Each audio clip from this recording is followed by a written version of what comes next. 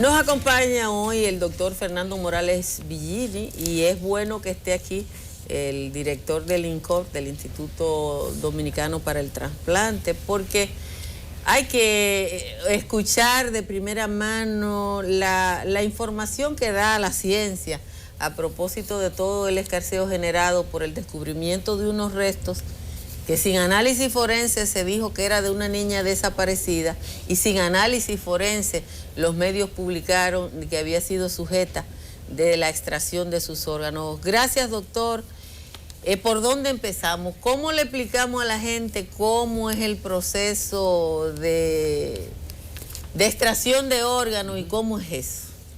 Bueno, Altagracia Guerrero, gracias por esta invitación, Enfoque Matinal. Sí, evidentemente ha creado una noticia muy negativa en ciertos aspectos, el descubrimiento de los restos de una persona, parece que es un niño o una niña infantil que puede coincidir con Carla Maciel. Y es doblemente penoso porque un asesinato de un niño es muy doloroso en una sociedad, significa que hay algo que está enfermo en nuestra sociedad, que pueden producirse cosas de este tipo. Y lo otro es que se trata de vincular eso a lo que se llama tráfico criminal de órganos por secuestro. Hasta la fecha no se ha demostrado nunca que exista un tráfico criminal de órganos por secuestro. Y eso se debe por la gran complejidad de los procesos que se dan entre donación y trasplante. Procesos que indudablemente involucran a una cantidad de profesionales que sería prácticamente imposible lograr ponerlos de acuerdo para hacer una atrocidad de este tipo.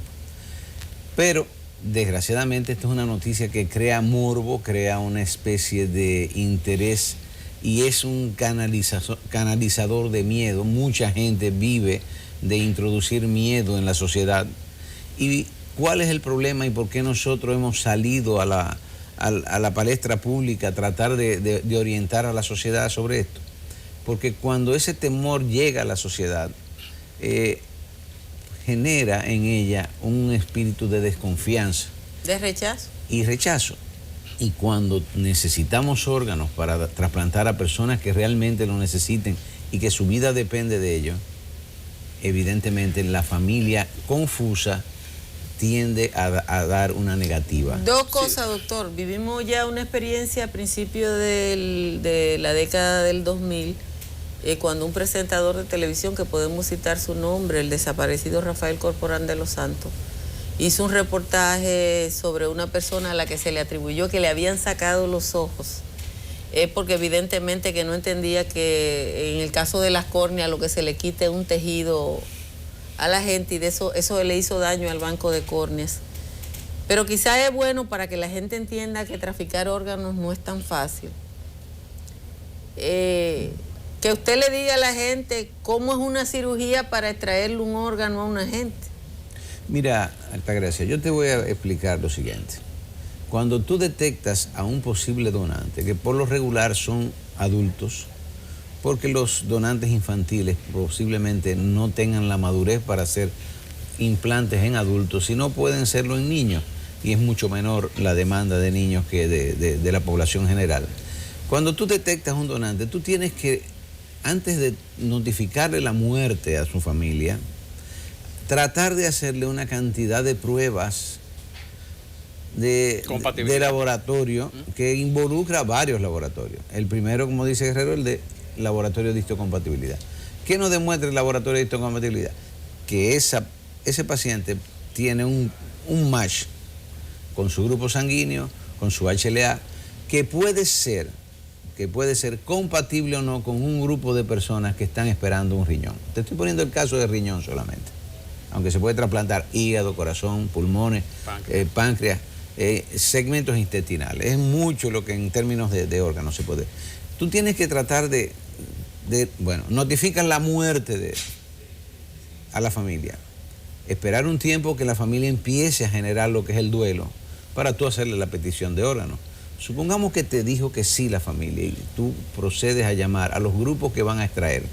Generalmente son diferentes hospitales los que intervienen en lo que es el implante de los órganos. Puede haber que el corazón sea en un hospital X, que la Plaza de la Salud ponga el hígado, que en Secano se ponga el riñón y el páncreas. Y así, doctor, en diferentes mientras sitios. tanto el organismo de ese paciente se mantiene con los órganos vitales funcionando, hay reacción eléctrica neurológica, hay circulación sanguínea, hay palpitación del músculo cardíaco, hay filtración renal en ese proceso. Ahí hay una pregunta interesante. Bueno, el individuo fue declarado muerto. Para tú ser posible donante, tú representas el 2 o el 4% de todas las muertes hospitalarias. Si tú falleces en una sala normal, no puedes ser donante de órganos. Podría ser donante de tejido. Para tú ser donante de órganos, tú tienes que fallecer en una unidad que tenga respiradores mecánicos. Y aquí en el país solamente la tienen, no todas las unidades de terapia intensiva. Entonces, ese paciente que ya entra en la categoría de cadáver, se le pone el respirador o fallece teniendo un respirador porque fue deteriorándose poco a poco. Con ese respirador tú mantienes adecuadamente oxigenado todos los órganos, pero necesita una serie de drogas también, que la produce el cerebro para que ese corazón empiece a seguir latiendo y llevando toda la circulación al organismo.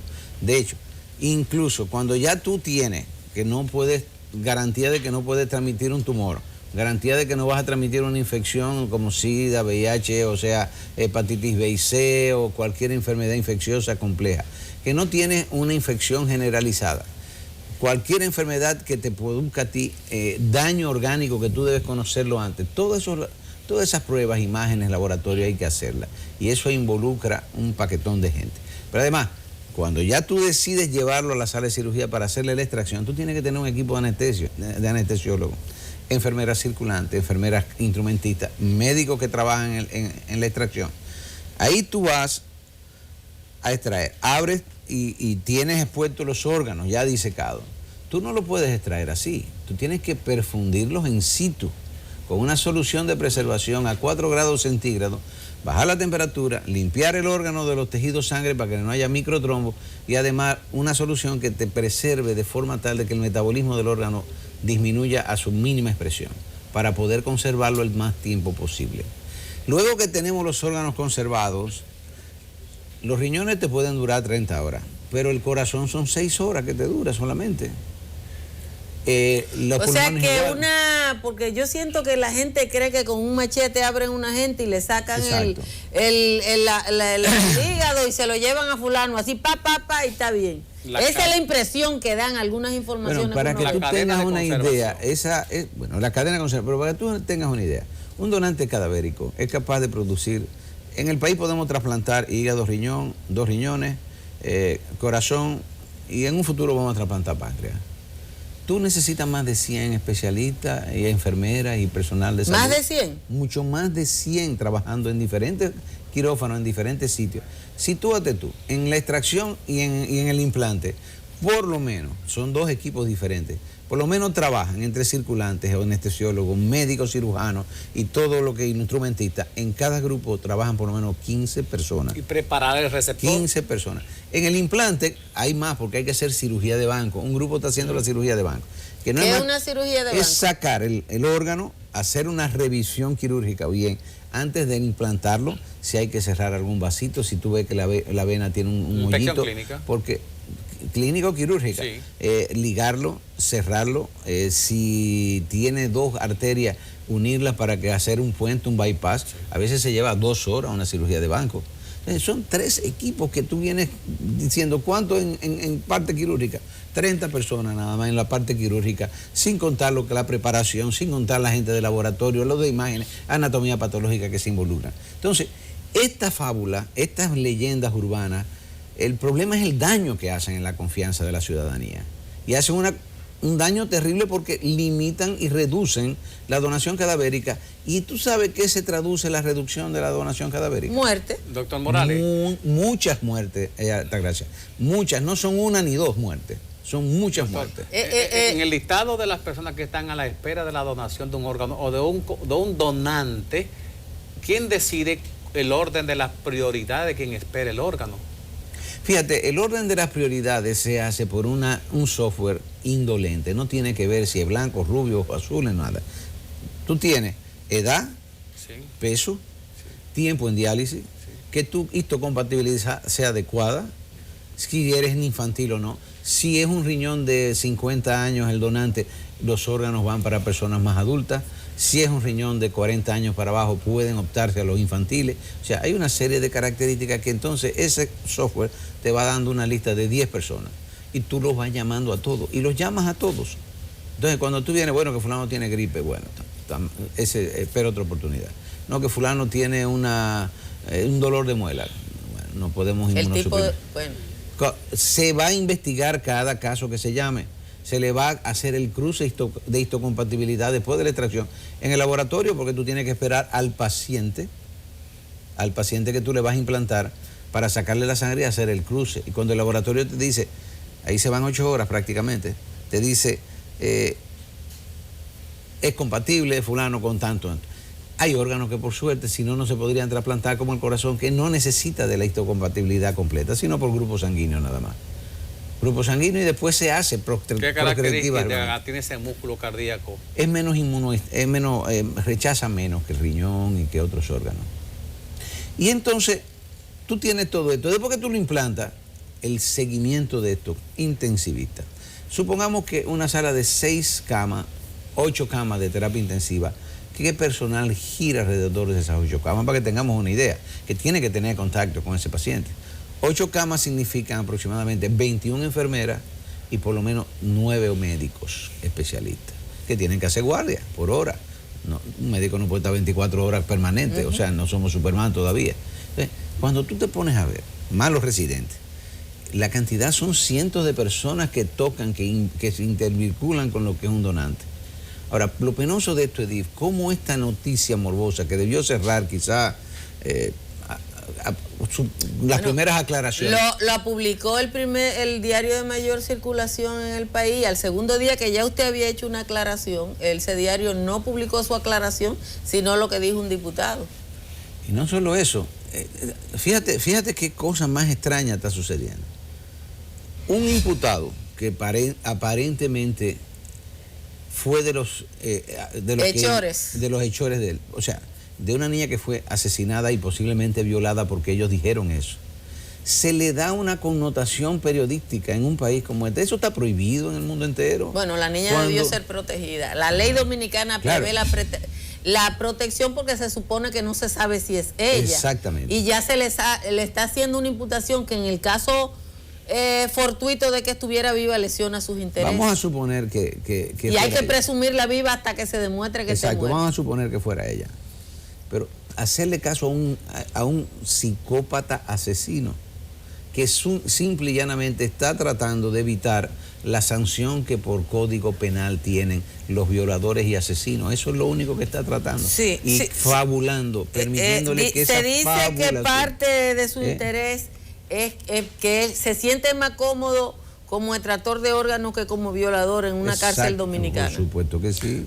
Doctor, retotallando un poquitito la conversación, saliendo un poquito del aspecto penal y de violación de los derechos de los menores, con toda la logística de la que usted ha hablado, la cadena de seguimiento profesional, la adecuación hospitalaria, el recinto donde se hace el trasplante, solamente desde el punto de vista de una academia universitaria, de un hospital de enseñanza con práctica de enseñanza, es posible que los costos no se puedan calcular, porque es tanta gente que trabaja alrededor de eso, que desde el punto de vista del fondo de un paciente es imposible costearlo.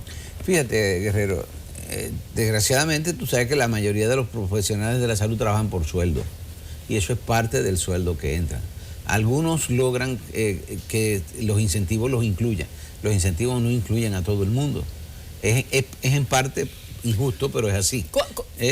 Y yo creo que Franklin quiere que establezcamos. Yo le voy a explicar más o menos los precios, para que ustedes tengan una idea. ¿Cuánto puede costarle yo le voy a decir, o a la familia, dependiendo de cómo se calcula? El bloque global del costo. Sí. Un paciente en diálisis peritoneal o hemodiálisis, va a costarle al Estado más de $1 millón anual. El nivel de supervivencia del paciente que entra en insuficiencia renal crónica en el primer año es de un 50%, aproximadamente.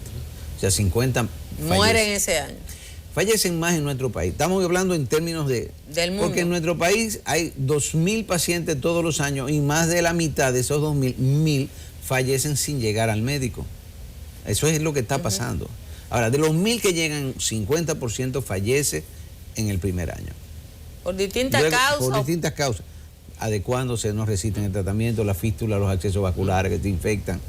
La familia no entiende la dinámica de todo esto. Bueno, segundo lugar, un trasplante de renal, poniéndolo, equiparándolo, cuesta $1 millón aproximadamente. El trasplante, es más sano para el paciente, que recupera de alguna manera su vida, pero tiene menor costo para el sistema. Tiene un poco de menor costo del sistema. Es casi lo mismo el primer año. Pero a partir del primer año, el mantenimiento de un paciente trasplantado, ya integrado a la sociedad, ya viviendo con su familia, ya siendo una persona útil, es de $300,000. Sí, es menos. Entonces costo. tú, con 5 años en diálisis, tú haces 3 o 4 trasplantes de un paciente. En el hígado y el corazón son más complejos. Son procedimientos que te cuestan $1.700.000 aproximadamente. $1.500.000. Pero ¿qué pasa? Son menos requisitos inmunológicos que el riñón. Entonces el costo de permanencia, de mantenimiento es ligeramente menor. Cuando tú vienes a ver un trasplante hepático, a los 6 años se amortigua con un trasplante renal. Igual un cardíaco. Y la vida de ellos es increíble. Tú puedes tener un trasplantado cardíaco que no podía dar 20 pasos, corriendo y haciendo deporte. Y un hepático viviendo su vida. Tú entras por ahí, tú no te das cuenta que es un trasplantado hepático. Cristian Barnard no se imaginó eso en África del Sur hace más de 40 años. Sí, él se lo imaginó. Lo que pasa es que la tecnología, claro, fue un visionario, conjuntamente con el equipo de California, que fue el que lo entrenó a él en eso. Él fue y se dio cuenta de que había un gran futuro en esto, porque, fíjense, hay pacientes que en nuestro país, y son aproximadamente 600 a 1.000 hepáticos y 300 a 500 enfermedades cardíacas anuales, que no pueden sobrevivir si no es con un trasplante. Porque el riñón te permite a ti una diálisis y por ahí aguantarte, pero esos no. Y ese daño hepático tan numeroso es por cirrosis, defecto viral, consecuencia de hepatitis. Hay muchas causas. Hay causas congénitas, hay causas inmunológicas, hay causas de hepatitis B y hepatitis C, hay causas como el alcoholismo, que es una causa importante. Doctor, sería bueno, para fines de que la gente entienda su preocupación, que es la preocupación también nuestra, ¿cuánta gente puede beneficiarse de un trasplante en la República Dominicana cada año? ¿Y cuál es la tasa de donación que tenemos? Mira, Altagracia, eso es interesante porque eso nos da un poquito del reflejo de nuestra historia como institución. En el país se han realizado 128 donantes ya de personas fallecidas. Se inició el programa en el año 2008 y a partir de ahí ha venido aumentando. En el año 2014 tuvimos más de 90 trasplantes y eso sí nos colocó en el mundo en el lugar 45. Eso fue una inmensa alegría nuestra, porque en el mundo estamos nosotros en el 45 en nada. Pero es de verdad, en nada. En nada, siempre estamos en el 80 y pico, 110. O en el 100 y pico. Exacto. Entonces, eso fue una alegría. Pero al otro año vino la primera crisis informática. Y esa crisis informática, por eso que nosotros le tenemos tanto miedo a esto, que ya la tenemos estudiada y va a ser publicada en nuestra revista ahora. Esa crisis informática, que fue la crisis de los medicamentos de alto costo, de los medicamentos donde causa... médicos, agencias farmacológicas y todo, se hicieron piquetes, se hicieron una cantidad de cosas. Y ese ruido trajo como consecuencia que hiciéramos 31 trasplantes nada más. De 90 y pico a 31. Una tercera parte. Una tercera parte. Y eso fue detectando más y más y más, buscando más donantes cadavéricos. Este año empezamos a salir del hecho, ya llevamos 40 y tantos trasplantes. Yo salgo ahora de aquí para un trasplante en Secanor. Y ya estábamos saliendo y aparece esto.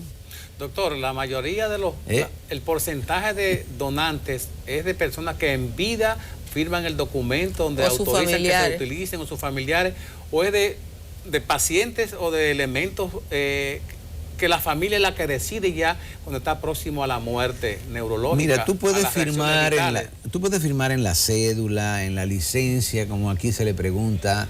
Nosotros tenemos un documento que si usted entra en la hoja web del INCOR, usted se lo llena y nosotros se lo mandamos a su casa. Pero la familia siempre va a ser consultada porque es la primera institución del Estado. Y esa familia, imagínate tú, si tú tienes un hijo y tiene la desgracia de estar en ese momento y de repente vienen 2 camilleros a llevárselo por encima de ti. Es imposible, la familia no puede ser maltratada. La familia tendrá siempre la última palabra y siempre será consultada. Ahora, nosotros le decimos a todos los conciudadanos, explíquenle que usted quiere ser donante a su familia. Es una reunión familiar que se toque este tema, porque el día que usted lo diga, su familia va a respetar esa opinión. Y eso es lo que hace la familia. Y por supuesto, además de tocarlo en la familia, además de ser convencido de que hay que donar porque es un acto solidario, altruista, es un acto que nos sirve a todos. Tu familia puede ser que se haga donante todo. El receptor nunca sabe de quién vino el órgano que se dona. Nosotros somos estrictos con la confidencialidad, porque la confidencialidad es necesaria para que no se den relaciones muy extrañas entre donantes y receptores que se dan. A veces la familia lo sabe porque en el caso de algunos donantes, en estos días discurrió una información bastante interesante de una joven que tuvo que firmar los papeles para salvarle la vida a una persona del corazón de su papá y después ella le pidió a esa persona que fuera su padrino de bodas porque decía que era el corazón de su papá. Y eso es un hecho extraordinario, pero normalmente... ahora, ¿cómo se fomenta una cultura de la donación? Porque este es un país donde da brega que la gente entienda que donar sangre, que es lo más elemental, no tenemos esa cultura.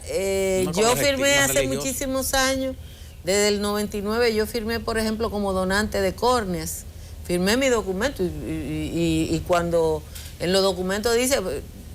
Yo estoy consciente de lo que eso significa y que donen lo que sea, pero se necesita una cultura de eso y se necesita casi una promoción del valor del donante. Fíjate, Altagracia, yo creo que la clave de todo esto lo has dicho tú, hay que generar una cultura de donación. En España ya los coordinadores ni preguntan, casi siempre cuando llegan y hay un pariente grave, los parientes le dicen... Si sucede lo inevitable, él es donante. Y están ahí tranquilos. En Colombia acaban de universalizarlo. En Colombia todavía sigue con donaciones muy bajas. Pero no. Una ley de universalización de la donación. Sí, lo que hicieron en Colombia fue... es una ley que la tiene la nuestra y la tienen todas, que es la ley del consentimiento presunto. Todo el mundo en vida es donante, a menos que en vida haya dicho lo contrario. Pero realmente siempre se termina consultando a la familia. Los países que han obviado eso y han tratado de imponer la donación por obligación legal, el resultado ha sido nefasto a lo poco tiempo. ¿Hasta qué tiempo puede permanecer en uso el cuerpo de una persona que es donante en lo que se esperan las exequias? ¿Qué tiempo puede transcurrir entre el fallecimiento y la sepultura? No hay un tiempo preciso, Guerrero. Lo importante es que esos órganos estén debidamente perfundidos y bien oxigenados por los aparatos. Pero eso es un tiempo corto, si tú no puedes disponer días de eso. Eso es generalmente 24 horas porque el mismo organismo se va deteriorando y en un momento dado hace parada cardíaca irreversible, sí. Y ya ahí se fueron todos los órganos. Hace 3 semanas, doctor, entrevistamos aquí al magistrado Jonathan Baró, que hizo una denuncia de tráfico de órganos con mucha seriedad y que los periódicos no le prestaron atención. Jonathan Baró dijo que se había detectado y que República Dominicana había recibido la información desde el extranjero de que dominicanos viajaban a otro país para vender sus órganos. Yo te voy a explicar algo. Y yo me busqué el otro día, a propósito de la información, el hecho especializado de que las neveras transportadoras de órganos son unos equipos bastante sofisticados.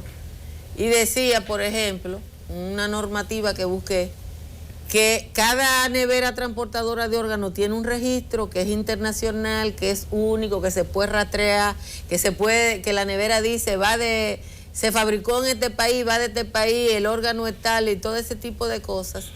Y que las condiciones de transportación de un órgano implican la oxigenación, el flujo sanguíneo y una serie de cosas. Una adecuada perfusión. Y cuando uno ve todo lo que se necesita para transportar un órgano, uno no entiende que aquí la gente crea que en un traspatio se puede hacer, porque en líneas generales lo que queda como en el imaginario es que a la gente le pueden sacar el páncreas con un machete. No, y que el que se pierde hoy no aparece pasado mañana, ya le va a faltar algo. Sí, mira, Guerrero, siguen siendo muchas cosas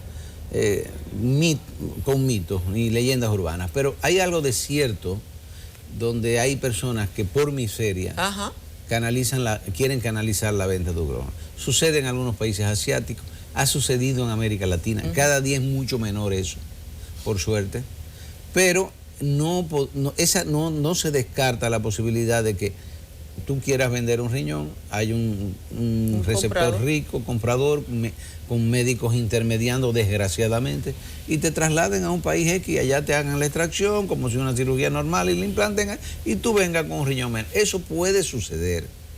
Lo que no puede suceder y que no hay posibilidad de que suceda es que tú secuestres y mates a una persona porque no tienes posibilidad de hacer todas las pruebas, todo el pesquisaje que hay que hacer. Se daña el producto. Todo eso, y no hay garantía. ¿Quién va a hacer un crimen? ¿Quién va a ser pagado para hacer un crimen cuando tú no tienes garantía de funcionabilidad de un órgano bajo esas condiciones?